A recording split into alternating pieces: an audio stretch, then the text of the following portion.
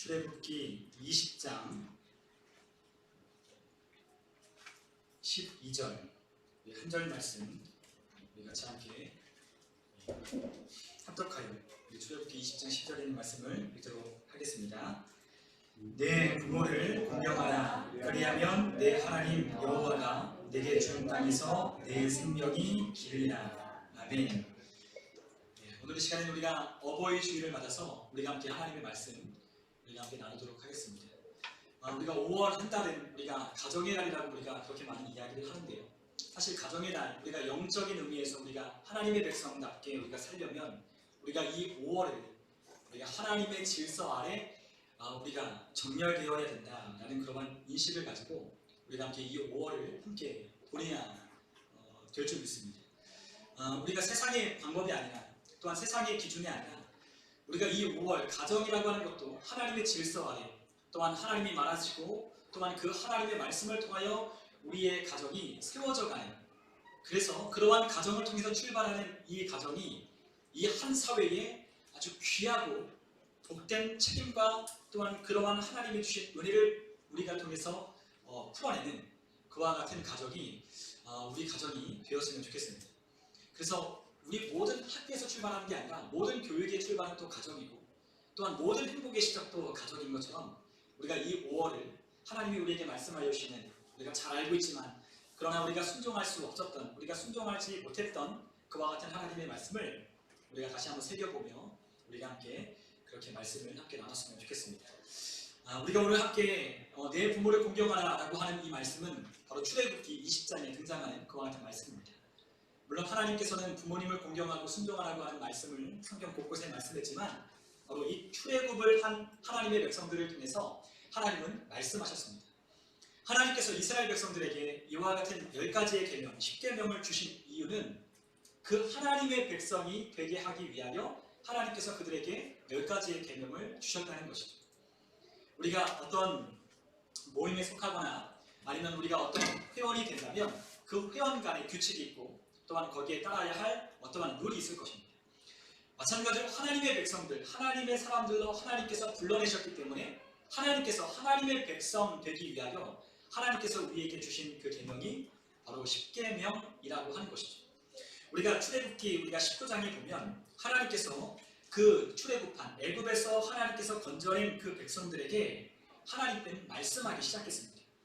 자, 그런데 그 말씀을 누구에게 주셨죠? 모세를 통해서 그 자손들에게 말하라 라고 19장에는 말씀하고 있습니다. 그런데 하나님께서 19장 5절에 보니까 세계가 다 내게 속하였나니 너희가 내 말을 잘 듣고 내 언약을 지키면 너희는 모든 민족 중에서 내 소유가 되겠고 너희가 내게 대하여 제사장 나라가 되며 거룩한 백성이 되리라. 너는 이 말을 이스라엘 자손에게 전할지니라 라고 하나님께서 그렇게 말씀하십니다. 자, 하나님께 모든 세계가 속하여 있다 라고 말씀하십니다. 그리고 그 하나님이 그 이스라엘 백성들을 독수리의 날개로 그를 업어 여기까지 인도하셨다 라고 말씀하시며 그들에게 이와 같은 말씀을 하시는 거죠. 내 언약을 지키면, 내 말을 잘 들으면 너는 모든 민족 중에서 하나님의 소유가 되고 또한 너희가 내게 대하여 제사장 나라가 되며 거룩한 백성이 될 것이다 라고 하나님께서 이 모세를 통하여 이제 내리는 명령을 백성들에게 전하라 라고 하는 것이었어요. 자, 하나님의 백성 되기 위하여 하나님께서 계명을 주십니다. 하나님의 백성답게 살기 위하여 하나님께서 말씀을 주신 겁니다. 우리에게 그러한 10계명을 우리가 지키기 어려운 것들을 우리에게 억지로 준 것이 아니라 하나님의 백성답게 거룩하게 그리고 하나님이 주시는 복을 누리며 하나님의 약속을 받은 백성으로 살아가게 하기 위해서 하나님이 우리에게 계명을 주신 거죠. 이제는 하나님과 우리의 사이가 이제는 남남이 아니라 하나님의 소유가 된 백성, 그분의 제사장 나라가 되고 또한 그분의 거룩한 백성이 되는 하나님의 아주 특별한 하나님의 택하심을 통하여 우리를 부르신 하나님의 백성이 되게 하셨다는 겁니다. 그것을 모세를 통하여 말하라 라고 하신 것이죠. 사실 이 말하라고 하는 이 말은 바로 이 히브리 말로 에모르라고 하는 그러한 단어를 쓰는데요. 에모르라고 하는 말을 굉장히 많이 씁니다. 말하다 라고 하는 말인데 이 말하는 것은 목적을 가지고 말을 하는 거예요. 그러니까 우리가 그냥 하는 말이 있고 우리가 특별한 어떤 목적을 가지고 우리가 말하는 것이 있습니다. 그런데 여기서 쓰는 말은 그냥 일반적으로 말하라고 하는 말이 아니라 특별한 목적을 가지고 하나님께서 이스라엘 자손에게 모세를 통하여 말하라고 하는 거예요. 자, 그 말을 이스라엘 자손들에게 전하라고 하는 것입니다. 그래서 성경 곳곳에는 이 에모르라고 하는 이 단어를 계속해서 하나님께서 쓰시며 말하라, 너희는 너희 자녀들에게 말하라, 너희 자손들에게 말하라, 전하라 라고 우리에게 말씀하시는 것이죠. 왜 이렇게 계속 말씀하셔야 하냐?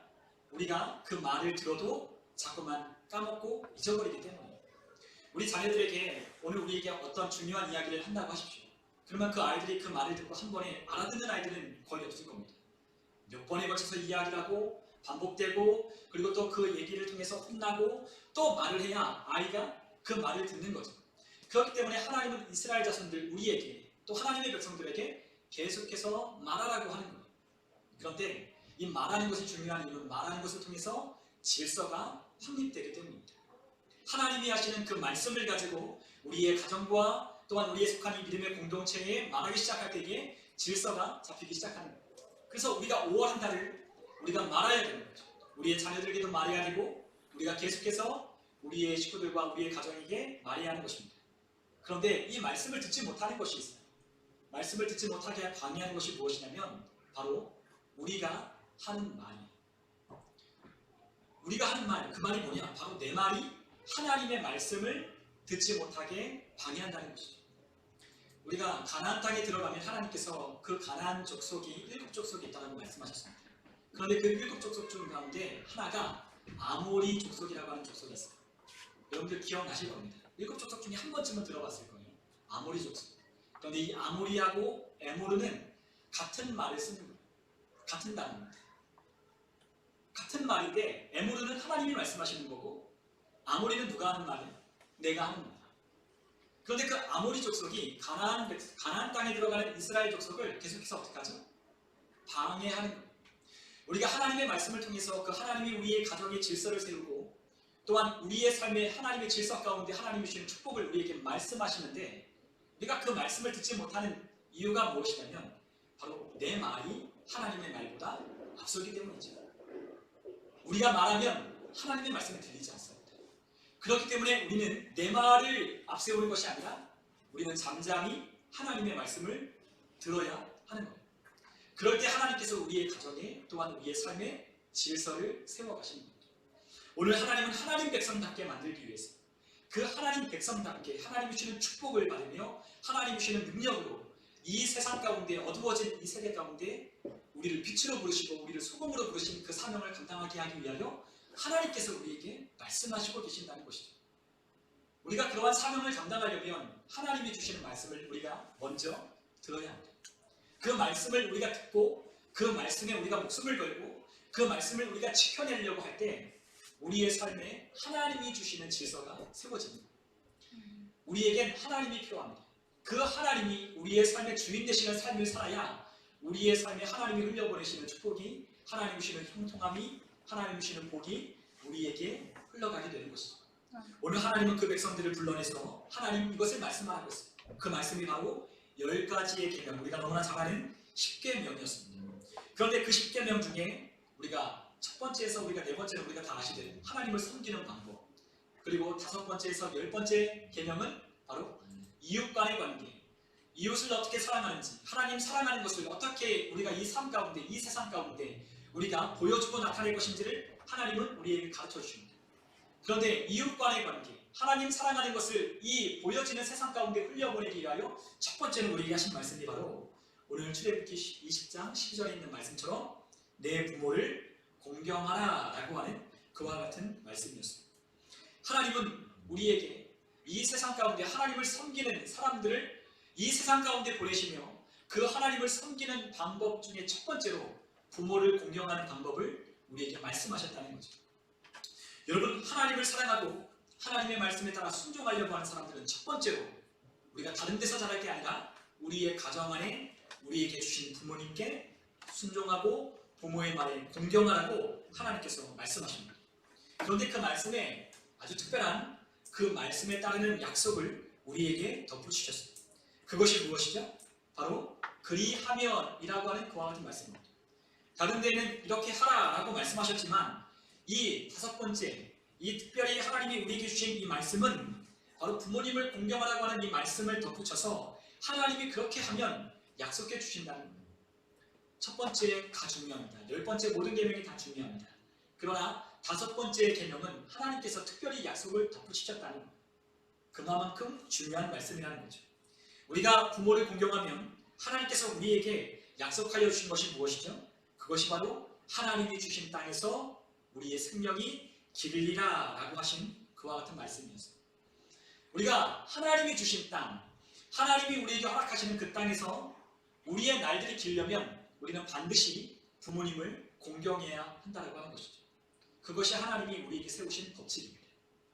세상을 주관하시고 운영하시는 그 하나님께서 우리에게 이 세상을 다스리시는 법칙, 잘되고 장수하는 복을 어떻게 받느냐에 관한 하나님이 정한 이 세상을 향한 세팅해 놓은 하나님의 프로그램 가운데 움직여가는 이 세상에 하나님께서 허락하신 약속이 바로 부모를 공경할 때 우리에게 주어지는 축복입니다. 하나님은 그만큼 부모님을 공경하는 것을 우리에게 중요하게 여기며 그것을 우리에게 명령하셨습니다. 그런데 오늘날 우리가 살아가는 이 시대는 우리의 시대가 그렇기 때문에, 우리 시대가 악하기 때문에 부모님을 공경하는 것에 대해서 우리가 그렇게 중요하게 생각하지 않는 그와 같은 시대를 우리가 오늘날 살고 있습니다. 우리가 주일학교에 우리 아이들과 함께 오늘 말씀도 나눴지만 이 아이들에게 한번 물었습니다. 부모님을 공경하고 있느냐, 부모님 말씀에 순종하고 있느냐 라고 물어보니까 네라고 한 애도 있고 네라고 이렇게 떠듬는 애도 있고 아니요 라고 대답한 애도 있어요. 근데 아니요 라고 대답한 아이는 저는 솔직하다고 칭찬해 줬어요. 사실 우리 아이들이 부모님의 말씀에 순종하는 것이 오늘날 이 시대가, 이 분위기가 악하기 때문에 부모님께 순종하는 아이를 찾아보기 극히 어렵습니다. 아무리 부모님께 순종하는 아이들도 우리가 예전처럼 아이가 부모님에게 순종하는 그런 아이들은 찾아보기 어렵습니다. 여러분, 아이들이 부모님께 순종하는 아이들, 여러분 혹시 여러분 주변에 그런 아이들 보셨습니까? 정말 우리 아이는요, 말을 너무나 잘 듣고요, 한마디 하면요 그냥 열을 알아서 그냥 잘합니다. 그리고 장난감 뭐 이렇게 허질러 놓으면 알아서 잘 치우고요, 씻으라고 말 안 해도 가서 씻고요, 양치하지 말라고 자기가 알아서 양치지라고요, 알아서 다 잘해요 라고 하는 그런 아이들이 오늘 어디 있습니까? 아마 그런 아이들은 찾기 어려울 겁니다. 거의 대부분의 부모님들은 얘기하는 게 뭐냐, 우리 아이들이 말을 되게 안 듣는다, 그래서 막 속이 막 새까맣게 타들어간다고 그런 이야기를 하시는 분이 더 많잖아요. 그래서 요즘에 유행하는 그런 프로그램들이 뭐예요?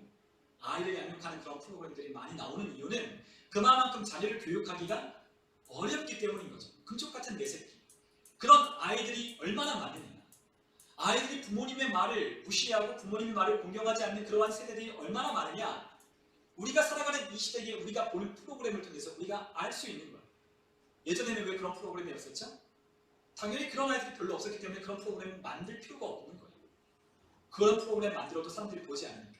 그러나 인기가 있는 이유, 그래서 오은영 박사님이 아주 히트를 치고 그 박사님에게 한번 진료를 받으려면 뭐 1년이 모자라고 뭐 2년이 지나고 뭐 그런 대기 약속이 다 잡혀있는 것처럼 정말 아이를 키우는 게 점점 어려워지는 거예요. 부모님을 공경하는 아이를 찾아보기 어렵고 오히려 부모님의 말을 무시하지 않으면 다행인 그러한 시대가 오늘날 우리가 살아가는 이 시대가 되었다는 거죠. 우리가 로마서 1장 30절에 보면 하나님께서 이 시대 사람들의 특징에 대해서 말씀하셨는데, 하나님을 마음에 두기 싫어함으로 말미암아 죄악들이 무엇인지를 우리에게 보여주십니다. 그런데 그 죄악들 가운데 하나가 무엇이죠? 부모를 거역하는 거예요. 여러분, 하나님을 거역할 때, 하나님을 마음에 두기 싫어하는 순간부터 하나님을 떠나는 사람들은 그 사람들의 특징이 무엇이라고요? 부모를 거역하는 거예요. 하나님을 떠난 사람, 하나님의 백성이 아닌, 하나님이 주신 말씀으로 살아가려고 하지 않는, 하나님을 무시하고 하나님을 대적하고 하나님이 어디 있느냐라고 하는 이와 같은 사람들의 삶의 특징은 부모를 거역하는 거예요. 그리고 또한 디모데후서 3장 2절에 보면 말세에 고통하는 때에 일어날 형상 가운데 하나가 무엇이죠? 부모를 거역하는 거예요. 감사하지 않는 거예요. 원통함을 풀지 않는 거예요. 어떤 분들은 그런 이야기를 하시더라고요. 가정 안에 우리 가족이 가장 가깝지만 멀고도 먼 타인 같은 그것이 바로 가족이다. 가장 가깝지만 멀고도 먼 타인같이 느껴지는 사람들이 누구냐? 우리의 가족이라는 거죠. 예전처럼 가족 간의 유대관계가 그렇게 끈끈한 가정이 별로 없습니다. 가족 간의 끈끈한 유대 관계를 가지고 서로 돕고 협력하는 그러한 가정을 찾아보기 어렵습니다. 요즘엔 다 개인주의, 이기주의가 돼서 가정 안에서도 부모님을 섬기는 것에 대해서도 형제간의 우애를 보이는 것에 대해서도 너는 너, 나는 나, 다 개인주의적이고 이기적인 사회 가운데 다 그러한 것들을 잃어버린, 가족 간의 유대 관계를 잃어버린, 가족 간에 하나님이 주신 그러한 좋은 기능들을 다 잃어버린 그러한 시대를 우리가 살고 있는 거예요. 여러분, 가정에서 협력하는 법을 배우지 못한 아이들은 사회에 나가서도 협력하는 방법을 알지 못합니다. 가정 안에서 헌신하는 것이 무엇인지를 알지 못하는 아이들은 사회에 나가서도 헌신하지 않습니다. 가정 안에서 책임이 무엇인지를 알지 못하고 배우지 못한 아이들은 사회에 나가서도 학교에 가서도 책임감을 갖지 못합니다. 어디서 배우죠? 그것을 가정에서 배우는 거죠. 가정 안에서 서로 협력하고 가정 안에서 서로가 헌신하며 가정 안에서 서로에 맡겨진 책임을 다할 때 그것을 통해서 사회에 나가서 학교에 가서 친구들과 만날 때 그것을 할 수 있는 거예요. 그러나 그것들을 가정 안에서 다 잃어버렸기 때문에 협력하거나 헌신하거나 책임감을 갖지 못하는 아이들이 오늘날 양산되고 있는 것이죠. 다 힘들다고, 하기 싫다는 거예요. 내가 왜 저 사람을 위해서 나를 헌신해야 되고, 내가 왜 저 사람과 협력해야 되고, 내가 왜 저 사람을 내가 책임져야 되는지 모르겠다는 거죠.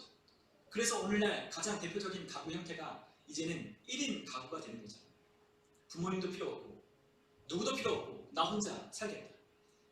나 혼자 아무도 간섭받지 않고 이제 결혼도 하지 않고 나 혼자 살 테니 간섭하지 말아달라고 하는 그와 같은 사람들이 늘어날수록 1인 가구가 계속해서 증가하고, 그리고 그 1인 가구가 오늘날의 대표적인 가구의 형태가 되어버렸다는 거죠. 4인 가족의 대표적인 형태가 아니라 이제는 1인 가구가 가장 많은 퍼센테이지를 차지하는 그러한 가구 형태가 되었다는 거예요. 왜 그러냐면 가정에서 협력하거나 헌신하거나 책임감을 갖는 것을 전혀 배우지 못했기 때문에, 그와 같은 것을 해야 될 이유를 발견하지 못하기 때문에, 그리고 이 시대가 악하고 그리고 그 시대 사도 때문에 만연해 있는 그와 같은 시대의 풍습과 문화 때문에 이 사람들이 부모를 거역함으로 일어나는 현상입니다. 부모를 거역하는 순간부터 형제들 간의 우애도 깨지고 다 가족 간의 관계가 깨어져요. 하나님은 이와 같은 말세 때 일어나는 현상이 바로 우리가 살아가고 있는 이 시대에 우리가 주목해서 우리가 또한 목격하고 있는 그와 같은 사건이고 현상이라는 것을 우리에게 보여주십니다. 예전 같으면 부모를 거역하지 않는 애들, 조선시대 때는 어떻게 했을까?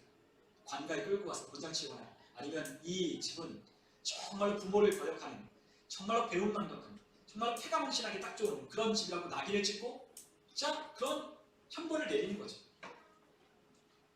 그리고 부모님을 잘 모시고 순종하는 집에는 그러한 효도비를 세우고 그렇게 칭찬해주고 많은 사람들로부터 존경을 받지만, 오늘날에는 그와 같은 것을 다 잃어버리고 상실한 시대에 우리가 살고 있다는 거예요. 그런데 예수님께서도 그와 같은 부모를 공경하는 것에 대해서 말씀하셨는데, 예나 지금이나 빈도는 차이가 있지만 오늘날이 예전보다 더 심하지만 예전에도 부모님을 거역하는 것이 그 하나님이 말씀하셨던 때나 예수님이 사역하셨을 때나 동일하게 있었다는 것입니다. 우리가 예수님께서 마태복음 15장 4절에서 6절에 보면 예수님께서 그 바리새인과 서기관들에게 이렇게 말씀하셨습니다. 우리가 마태복음 15장 5절에서 6절에 보면 예수님이 하신 말씀이 있습니다. 우리 같이 한번 15장 5절과 6절을 같이 한번 읽어보겠습니다. 너희는 이르되 누구든지 아버지에게나 어머니에게 말하기를 내가 드려 유익하게 할 것이 하나님께 드림이 되었다고 하기만 하면 그 부모를 공경할 것이 없다 하여 너희의 전통으로 하나님의 말씀을 폐하는도다. 아멘. 15장 4절에는 예수님께서 하나님이 이르셨을 때 내 부모를 공경을 하시고 또 아버지나 어머니를 비방하는 자는 반드시 죽임을 당하리라 하셨거늘 이라고 말씀하시며 부모를 공경하는 이야기를 하고 계십니다. 그런데 뭐라고 하시죠? 이 사람들이, 지금 예수님 당시에 이 시대 사람들이 이렇게 이야기를 합니다. 하나님께 드렸으니 부모님께는 안 해도 된다 라고 하는 거예요. 근데 그게 유대인의 그 장로들의 전통으로 굳어져 왔어요. 야, 하나님께 드리면 괜찮아. 야, 너가 가진 것 하나님께 드리면 부모에게는 좀 소홀히 해도 하나님이 다 아시니까 괜찮아 라고 그렇게 장로들이 법을 세운 거예요. 자기네들끼리 그렇게 하나님의 말씀을 곡해하고 하나님의 말씀을 삐뚤게 하여 그렇게 정해놨다는 거죠. 그래서 하나님께 드리는데 부모님에게도 잘해야 돼요. 그렇죠? 하나님이 말씀하셨으니까 부모를 공경을 하고 있으니까. 그런데 하나님께 드리니 부모님께 드리기가 어떤 거예요? 아까운 거예요. 하나님께 드렸는데 부모님께 또 드리려고 하니 내게 부족한 거예요. 그러니까 아깝죠. 부모님께 드리기가 아까운 거예요. 나를 낳아주고 길러주고 나를 책임다해서 나에게 생명 주시는 그 부모님께 드리는 것이 아까워서 하나님께 드렸으니 부모님께는 아니로 된다라고 하는 장로들의 유전과 전통을 만들어서 이와 같이 해놓은 거예요. 그러니까 사람들이 어떻게 해요? 그래, 야 힘든데 뭐 엄마 아빠까지, 엄마 아빠는 엄마 아빠가 알아서 하고 나는 하나님께는 그래도 드려야지 하고 하나님께 드린 다음에 부모를 공경하라고 하는 말씀을 그냥 없는 걸로 하는 거죠. 하나님께 드리면 부모를 공경할 것 없다라고 하는 거예요.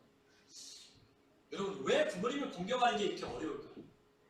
부모님을 공경하는 게 어려운 거예요. 그러나 부모가 돼서 자녀를 낳으면 자녀에게 아까운 것이 없는데 자녀는 부모에게 드리는 것이 아까운 거죠. 부모는 자녀를 위해서 자기가 가진 모든 것을 다 쏟아 부어도 아깝지 않아요. 그런데 자녀가 성장해서 부모에게 뭔가를 해드리려고 하면 그것이 아까운 거죠. 힘든 거예요.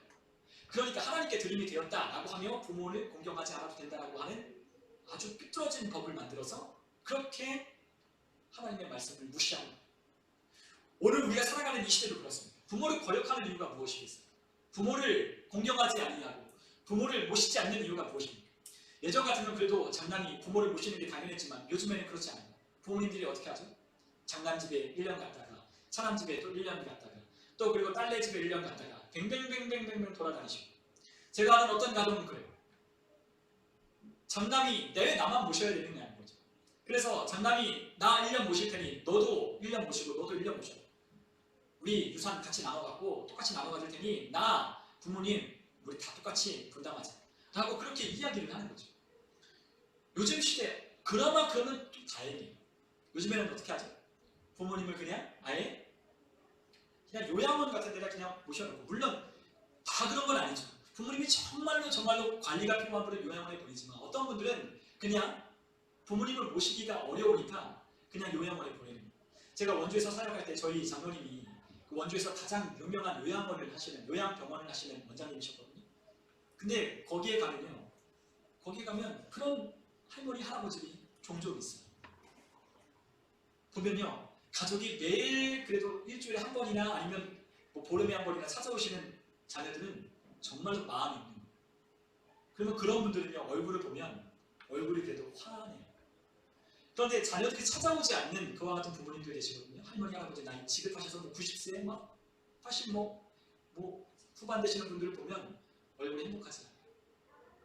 아무리 여러 사람들이 와서 위문 공연하고 그리고 예배하고 그리고 잘해준다고 해도 가족만 못지 않다는 거죠. 가족과 비교할 수 없는 거예요. 그러니까 그런 분들을 보면 얼굴이 항상 굳어있어요. 말도 잘하지 않아요. 왜 그렇죠? 이미 가족으로부터 나는 버림받았다고 생각하기 때문에 그 마음의 마음의 그 우울증과 그 마음의 상실감이 너무나 크기 때문에 얼굴이 밝지 않아요. 그러나 제가 거기에 자주 갔었는데 가면요, 그 할머니 할아버지들이 아이 왔냐고 하면서 반갑게 맞아주고, 아니 전도사님 오셨냐고 반갑게 맞아주는 분들은요, 어떤 분들인지 아십니까? 가족들이 자주 찾아오시는 분들. 말도 잘하고요, 그런 것도 훨씬 더 말도 잘하고요, 그리고 몸도 잘 움직여요. 그러나 그렇지 못한 분들은 이미 마음에 병이 들었기 때문에 움직이는 것도 마음대로 움직일 수가 없는 그와 같은 상황이 오고 마는 거죠. 그냥 연명하는 거예요, 연명. 그러니까 오늘날의 이 시대는 부모님을 공경하는 것이 아니라 부모님을 거역하고 오히려 부모님이 우리에게 거추장스러운 짐처럼 여기는 시대가 바로 우리가 살아가는 이 시대가 되어 온 거예요. 왜 그러냐면 바로 이 시대가 말세에 고통하는 때, 우리 주님께서 말씀하시는 이 말세, 우리 주님 다시 오실 재림하실 때가 가까이 왔기 때문에 이 시대가 악하고 죄 많은 시대이기 때문에 이와 같이 점점 부모를 공경하는 그와 같은 가치가 우리 안에서 사라지고 있는 거예요. 여러분, 그러나 이러한 부모를 거역하는 자들은 하나님께서 엄중하게 그들에게 말씀하십니다. 그들에게 뭐라고 말씀하시냐? 부모를 거역하는 자, 누구든지 부모를 거역하는 사람은 하나님께서 그를 죽이라 라고 하나님이 말씀하셨어요.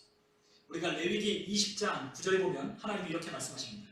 만일 누구든지 자기의 아버지나 어머니를 저주하는 자는 반드시 죽일지니 그가 자기의 아버지나 어머니를 저주하였은즉 그의 피가 자기에게로 돌아간다. 아멘. 자, 자기의 아버지나 어머니를 저주하는 자는 어떻게 해야 된다? 반드시 죽여야 된다. 그러니까 꼭 부모님을 욕하는 그와 같은 문제가 아니라 부모님의 말씀을 무시하고 부모님의 말씀을 거역하고 부모님을 저주스럽게 만드는 자는 어떻게 하나? 죽이라는 거예요. 그리고 신명기 21장에는 이렇게 말씀하십니다.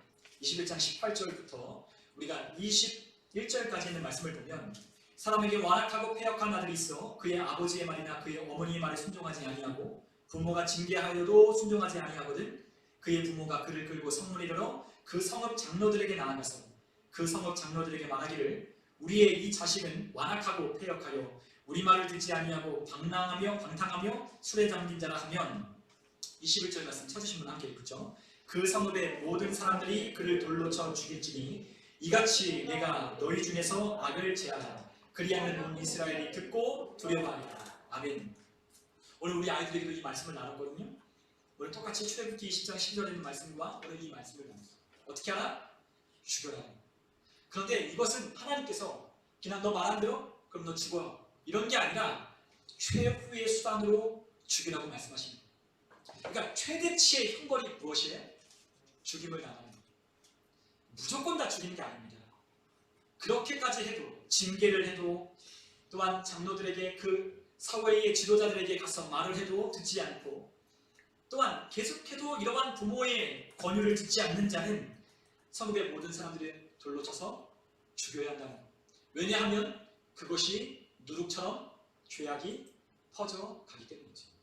그 한 사람을 통해서 이 성읍에 있는 사람들이 영향을 받기 때문에 그러한 사람이 있다면 하나님께서 돌로 쳐서 죽여서 악을 제하려 버리라.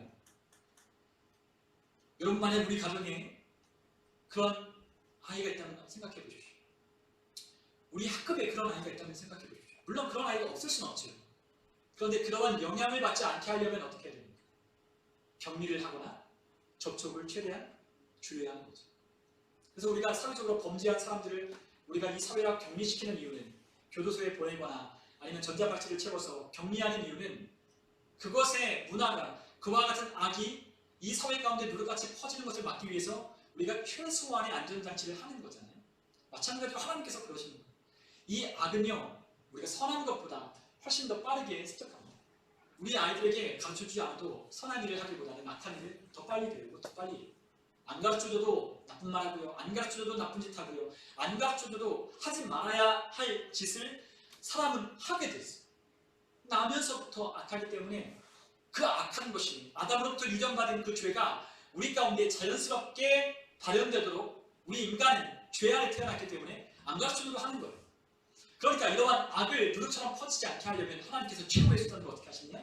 돌로 쳐서 그 성읍에서 그 사람을 제하여 버리는 거죠. 하나님의 최후의 수단입니다. 여러분 부모님을 거역하는 것은 이처럼 너무나 심중히 하나님 보실 때 악한 거예요. 그렇기 때문에 하나님은 우리의 자녀들에게 하나님의 말씀 그 부모에게 공경하라고 하는 이 말씀을 잘 듣고 행하라고 이와 같이 말씀하셨다는 것이죠. 여러분 이 말씀을 신약에 있는 사도 바울은 우리가 잘 아는 것처럼 에베소서 6장에 우리 부모와 자식 간의 관계를 설명하며 우리에게 말씀하고 계시는데 바로 에베소서 6장 1절부터 3절에는 자녀가 부모에게 해야 될 마땅한 책임을 우리에게 가르쳐줬어요. 자, 우리 한번 6장 1절부터 3절까지 한번 읽어보겠습니다. 자녀들아 주 안에서 너희 부모에게 순종하라. 이것이 옳으니라. 내 아버지와 어머니를 공경하라. 이것은 약속 있는 첫 계명이니 이로써 내가 잘되고 땅에서 장수하리라. 아멘. 자, 사도 바울이 이 말씀을 다시 하나님의 백성들에게 전하는 구원받은 백성들에게 구원받은 성도들에게 다시 이 말씀을 한 번 더 강조하는 거예요. 자녀가 주 안에서 너희 부모에게 순종하라. 이것이 마땅히 옳다라고 하나님이 말씀하십니다. 그리고 부모에게 공경하라고 했어요. 그런데 사도 바울은 이것은 약속이 있는 첫 계명이다 라고 그렇게 말씀하십니다. 하나님이 그리하면이라고 하던 그 말씀을 이것은 보장된 첫 계명이다 라고 하나님 말씀하십니다. 원어에 보면 보장된이라고 말씀하셨어요. 약속이보다 보장됐다 라고 말씀하시는 거죠. 확실하게 보장돼. 그렇게 하면 확실하게 하나님께서 이루시는 보장된 그 말씀이 내가 땅에서 잘되고 이 땅에서 장수할 것이다 라고 하나님이 그 백성들에게 말씀하셨다는 것, 보장되어 있다는 것. 반드시 우리가 하나님께서 말씀하신 대로 부모님을 공경하면 반드시 잘 된다는 것. 열의 9만 잘 되는 게 아니라 열의 하나만 잘 되는 게 아니라 열이면 열 다 잘 되고 땅에서 장수하는 거죠. 여러분, 우리가 살아가는 데 있어서 우리가 하는 일에 모든 걸 다 열매 맺고 결실 맺는 건 참으로 어렵습니다. 우리가 쏟아놓는, 우리가 투여하는 그와 같은 우리의 열심과 노력을 기울여서 우리가 성과를 내는 것이 그렇게 쉽지 않은 것을 우리가 알 수 있어요. 우리가 다 열심히 노력한다고 다 성공하는 것도 아닙니다. 우리가 다 진짜 내 모든 것을 갈아 넣어서 그것을 이루려고 해도 그것이 잘 되는 것만은 아닙니다. 그래서 세상 사람들은 이것을 운이라고 이야기를 해요. 아, 저 사람은 참 운이 좋다. 저 사람은 참 운이 좋구나. 여러분, 하나님께서 우리에게 말씀하셨어요. 우리가 아무리 열심히 노력해도 하나님께서 비를 내리지 않으면 그 농작물이 자랄 수 없는 것처럼, 우리가 아무리 열심히 살아도, 아무리 열심히 공부를 하고, 아무리 열심히 우리가 이 사회 가운데 뭔가 특출난 어떠한 자질을 개발해서 쓰임받는 사람이 된다고 해도 하나님이 우리의 길을 열어주시지 않는다면, 하나님이 우리에게 잘되게 알려주지 않는다면 결코 잘 될 수 없다는 거죠. 또한 하나님께서 참새한 마리도 하나님의 허락 없이는 땅에 떨어지지 않는다라고 말씀하시는 것처럼, 사람의 생명이, 사람의 호흡이 하나님께 있음을 하나님께서는 분명히 말씀하시며, 살고 죽는 것도 하나님께 달려있으니 하나님을 잘 섬기고 부모를 공경하는 자는 하나님께서 땅에서 잘되고 장수하게 하신다라고 하나님이 말씀하십니다. 여러분, 부모를 공경하라고 하는 이 말을 우리가 이 히브리 말을 찾아보니까 히브리 말은 카바드라고 하는 그 말을 썼어요. 카바드. 공경하라고 하는 말은 카바드인데, 카바드라고 하는 이 말은 첫 번째로 무슨 뜻이 있느냐? 무겁다라고 하는 뜻이 있어요. 여러분, 카바드라고 하는 말은 무겁다는 뜻이에요. 그러니까 표면적인 뜻은 무겁다, 이것이 심히 중하다라고 하는 그런 표현을 쓸 때 이 카바드라고 하는 말을 쓰는데, 부모를 공경하라고 하는 이 표현에도 카바드라고 하는 동일한 단어를 씁니다. 그리고 또한 이 단어가요, 또 다른 것을 의미하는 명사가 있어요. 동사 말고 명사. 그 명사는 무엇이냐면 사람의 장기 중에 간을 카바드라고 합니다. 여러분, 간. 사람에게 있어서 제일 무거운 장기가요, 간입니다. 사람에게 있어서 장기 중에 무게를 다루는 가장 무거운 게 간이에요. 그러니까 이 카바드라고 하는 이 말을, 부모님을 공경하라고 하는 이 말을 쓴 이유는 무슨 말이겠어요? 부모님의 말을 가볍게 흘려 듣지 말라는 거예요. 무겁게 들으라는 거죠. 부모님의 말을 하면, 뭐 하라고 하면 요즘 아이들은 알았어요. 그러니까 저도 어렸을 때 참 많이 그랬거든요. 부모님이 말씀하시면 알았다고요. 다 알아요. 아는데 왜 그래요? 또 얘기하지 마요. 알아요. 그렇게 이야기를 해요. 그런데 나중에 부모님이 그거 했냐고 물어보면 뭐라고 하죠?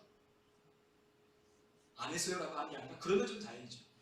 못했어요, 미안해요, 죄송해요 라고 하는 게 아니라, 요즘 아이들은 언제 그 얘기 했느냐는 거예요. 나한테 언제 그 말 했냐라고 뻔뻔스럽게 아이들이 부모님께 그렇게 이야기해요. 언제 그 얘기 했어요? 나 못 들었는데요. 요즘 그렇잖아요.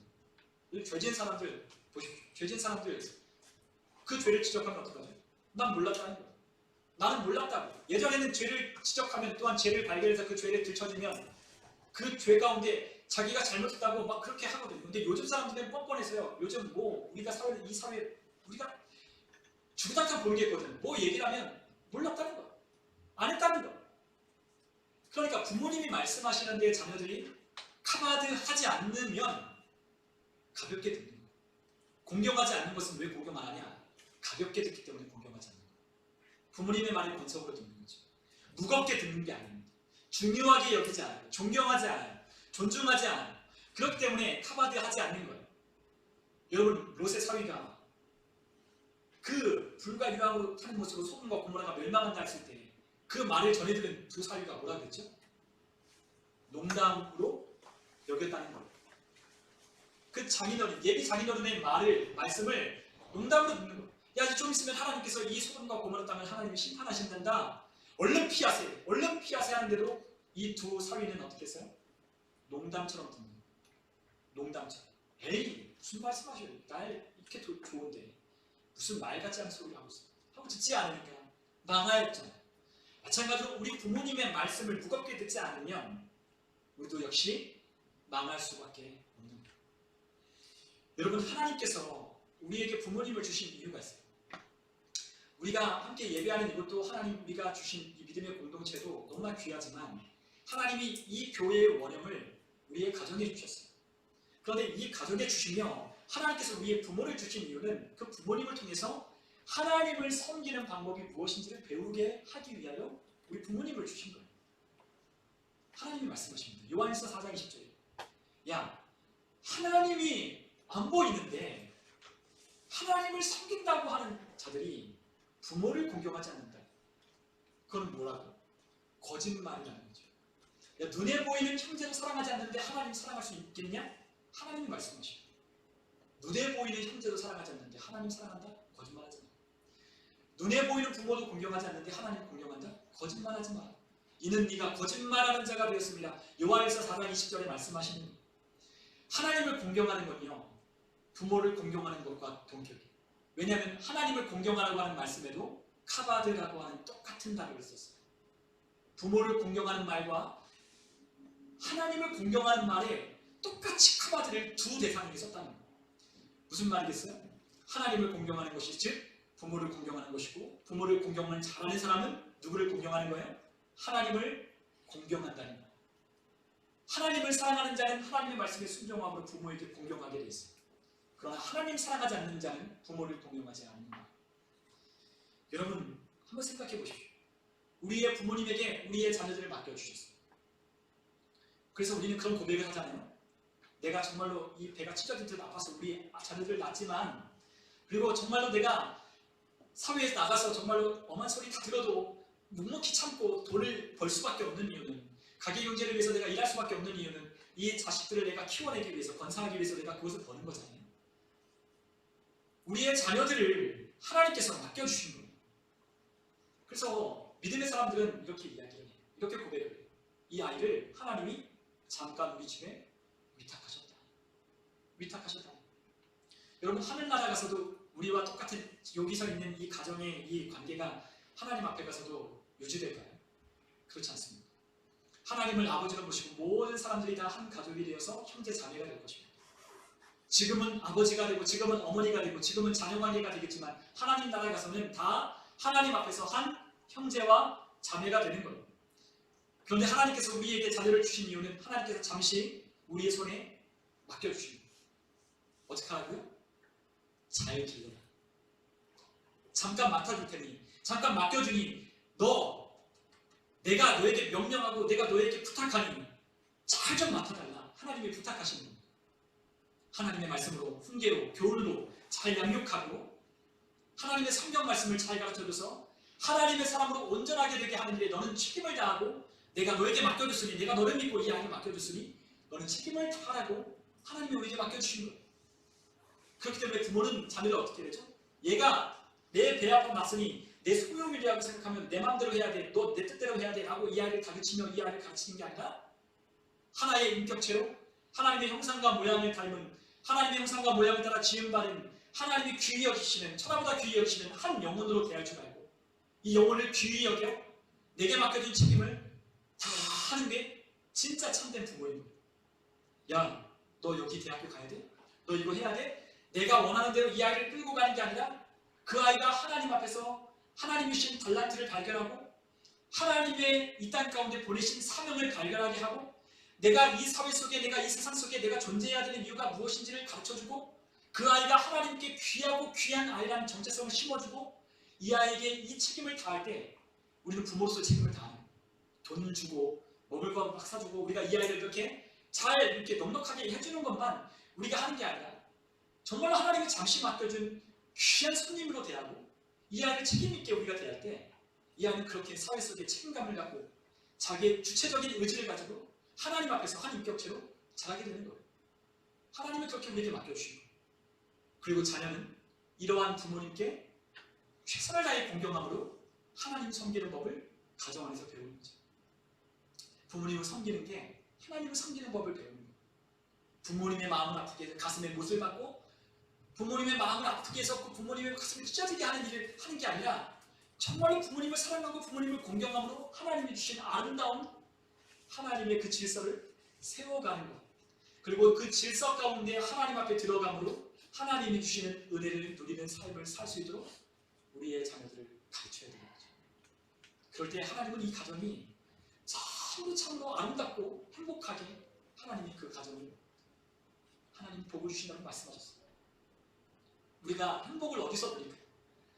밖에서도 물론 누리겠지. 그런데 가정에서 행복을 누리지 못하는 사람은 밖에서도 행복을 누릴 가능성이 별로 없어요. 우리의 가정이 행복한 거는 우리의 가정이 예수님을 믿고 그 예수님 안에서 하나가 됐기 때문에 참 행복을 누리는 거예요. 그렇지 않나요? 우리 정명수 지사님도 나이가 많이 드셨지만 그래도 아직 창창한 나이시지만 우리 교회에서 가장 나이가 많으셔서 가장 많은 연세를 사셨지만 가정에서 그 예수를 믿고 그 자녀를 믿음으로 양육한 그것이 내게 남는 가장 최고의 유산이라고 생각하실 거예요. 그 가정 안에서 신앙생활 잘하는 아이들을 바라볼 때마다, 자녀를 바라볼 때마다, 그리고 그 부모의 은혜를 잊지 않고 감사를 표현할 수 있는, 그리고 내가 부족하다고 부모님께 항상 부모님께 더 해드릴 그 마음을 갖는 그 자녀들이 있다는 건 너무나 행복한 거죠. 요즘에 부모님들이 자녀들 눈치를 본답니다. 자녀들 눈치를 보는데 어떻게 눈치를 보냐? 자녀들이 나중 되면 자기를 안 찾아올까봐 자녀에게 가진 노력을 다한다. 부모님이요, 자녀들이 성장하고 나면요, 자기를 안 찾아올까봐 노심초사한다는 거예요. 얼마나 사회가 이렇게 됐으면 이 지경까지 되겠네요. 자녀를 눈치 보는 시대가 됐어요. 내가 얘네들을 섭섭하게 하면 얘네들이 나 이제 나이대로 먹었다고 나 홀대할까봐 나이 먹으신 부모님들이 그렇게 해요. 그래서 어떤 부모님은 유산도 안 남겨줘요. 내가 죽을 때 내가 죽어서 이 자녀들에게 유산을 남겨줘야 그래야만 이 아이들이 나를 잘 섬기고 공양하지 않을까 생각하는 거죠.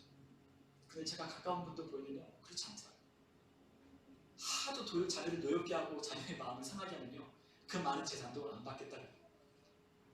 여러분, 우리의 가정이 깨어지고 우리의 가정이 정말 하나님이 주신 이 말씀대로 자녀를 하나님의 말씀으로 가르치고 자녀는 부모의 말을 공경하지 않으면 우리는 가정에서 행복을 누릴 수 없는 겁니다. 우리의 가정에서 먼저 부모가 자녀를 가르칠 때 주의 교훈과 훈계로 양육하라 말씀하십니다. 그리고 또한 자녀는 주 안에서 그 부모를 순종하라고 말씀하셨습니다. 그럴 때 하나님은 우리에게 약속 있는 첫 계명으로 하나님이 우리에게 잘되고 땅에서 날들이 긴다라고 하나님께서 말씀하셨습니다. 여러분, 잘되는 집의 비결이 있어요. 잘되는 집의 비결. 여러분, 잘되는 집의 비결이 뭘까요? 하나님 말씀대로 사는 겁니다. 잘되는 집의 비결은 다른 게 아니라 부모로부터 자녀에 이르기까지 모두가 다 하나님의 말씀에 그 순종하며 하나님의 말씀을 따를 때 가정은 잘되고 그 집은 잘 되는 거예요. 여러분, 다른 게 없습니다. 다른 비결이 없어요. 하나님 말씀대로만 잘 살면요, 다 잘 돼요. 하나님 말씀 따라 살면요, 아무것도 우리에게 해가 될 게 없습니다. 그런데 더군다나 하나님이 우리에게 약속하셨어요. 보장하셨어요. 부모를 잘 공경하면 잘 되고 장수한다라고 우리에게 말씀하셨어요. 여러분, 그런데 어떤 분들은 그런 이야기를 하죠. 그러면 목사님, 저 사람은요 부모에게 공경도 하지 않고요, 저 사람은 저렇게 악하게 살고요, 저 사람은 저렇게 불법을 저지르며 사는데도 잘 사는데요? 라고 저에게 묻는 분들이 계셔요. 아니, 부모를 잘 공경해야 잘 된다고 하지 않았어요? 근데 저 사람은요 저렇게 잘 되는데? 라고 묻는 분들이 있거든요. 여러분, 그게 어떻게 된 걸까요? 오늘 우리가 읽은 출애굽기 20장 10절에 있는 말씀에 그 답이 나와 있어요. 뭐라고 그러셨죠? 그리하면 여호와께서 내게 주시는 땅에서 내 생명이 길리라 말씀하십니다. 여러분, 악인은 하나님이 말씀하셨습니다. 그 악인은 언젠가는 끊어질 때가 아닙니다. 악인의 형통함을 나는 보지 못했다. 지금 당대는 형통해도 그 악인의 집이 그 후대에 이르기까지 계속해서 형통한 것을 나는 보지 못했다. 그리고 다윗이 또 고백합니다. 하나님께 순종하고 하나님께 헌신하고 하나님을 잘 섬겼던 집이 걸식하는 것을 자기는 보지 못했다. 하나님을 섬기는데 배고라서 굶는 일이 있는 가정을 나는 보지 못했다. 내 평생 사는 날 동안에 하나님을 섬겨서 복을 받지 못한 가정을 나는 본 적이 없다. 여러분, 악인들도 열심히 이 세상 가운데 불법을 저지르고 열심히 자기 노력한 대로 얻을 수 있어요. 그러나 뭐가 없어요? 하나님이 주시는 땅이 그들에겐 없다는 거죠. 여러분, 하나님이 주시는 땅이 어디죠? 저 영원한 하늘나라. 그리고 또한 하나님이 주시는 땅에서 주시는 땅이 있습니다.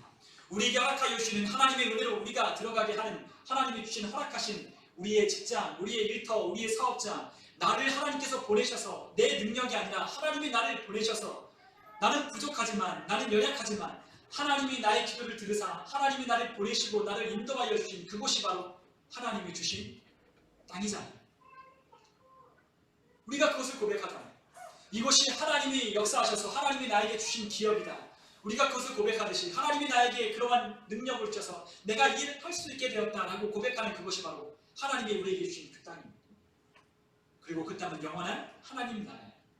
악인들은 이 세상 가운데 끊어지고 그들이 가지고 있는 것도 언젠가는 다 사라지고 그들의 이름조차 남지 않겠지만 하나님을 믿고 따르고 하나님의 말씀에 따라 부모를 공경했던 사람들은 땅에서 잘 될 뿐만 아니라 하나님이 주는 영원한 나라에서 그의 상급을 받게 될 것입니다. 여러분, 오늘 우리의 하나님의 말씀을 여러분들 잘 기억하십시오. 저도 기억해야 됩니다. 저도 오늘 이 말씀을 준비하면서 한 주간 생각해봤어요. 저는 과연 부모님에게 말을 잘 듣는 그런 아들이었을까 생각해봤어요. 근데 저희 부모님은 항상 그래도 말 잘 들었다라고 이야기를 해주시는데 저는 그렇지 않았어요. 제가 생각하기엔 그렇지 않았어요. 부모님 말씀 정말 죽어라고 안 들었어요. 부모님 말씀 잘 귀담아 듣지 않았어요. 자신있게 고백할 수 있어요.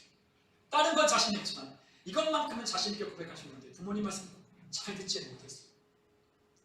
여러분, 그러나 지금이라도 우리가 부모님 말씀 잘 듣는다면 우리는 하나님께서 우리 부모님이 가진 것이 없어도 우리 부모님이 우리에게 물려줄 유산은 없어도 하나님은 이 모든 세계를 주관하시는 모든 세계가 다 내게 속하였으니라고 말씀하시는 하나님이시 그 하나님이 우리에게 전폭적으로 지원해 주신다고 약속하여 주셨어요. 우리 부모님이 우리에게 지원해 주는 게 많을까요? 하나님이 우리에게 지원해 주는 능력이 더 많을까요? 여러분, 우리 부모님은 우리에게 한계가 있지만 하나님은 우리에게 제한이 없어요. 하나님을 믿고 따르고 그 하나님을 마음을 다해서 하나님께 마음을 쏟아서 그렇게 하나님을 목숨을 걸고 말씀을 나눈다면 반드시 잘 될 것입니다. 저도 다시 마음을 먹었어요. 부모님의 말씀을 어떻게 들어야 되겠다. 무겁게 들어야 되겠다. 한 말씀 하셔도 잘 들어야 되겠다. 그것이 하나님의 법칙과 하나님의 법에 어긋나지만 않는다면 그래도 잘 듣고 그 말씀에 순종해 보려고 해야 되겠다. 여러분, 우리 집이 잘 되는 비결은 부모에게 공경하는 그와 같은 말씀입니다. 우리 이번 한 달 동안 우리가 하나님의 말씀으로 우리의 가정의 질서를 세우고 나에게도 우리의 자녀에게도 그리고 우리 자녀가 자라 성장하고 이 자녀가 또한 그 아들을 낳고 딸을 낳는 그 아이들에게 하나님이 주시는 축복이 천대까지 이르는 그 가정이 잘 되는 집의 비결이라고 소문나고 그 집을 하나님께서 들어쓰셔서 하나님이 살아계신다는 것을 증명하는 우리 모든 축복된 가정이 다 되시기를 주님의 이름으로 축원합니다. 우리 함께 기도하겠습니다.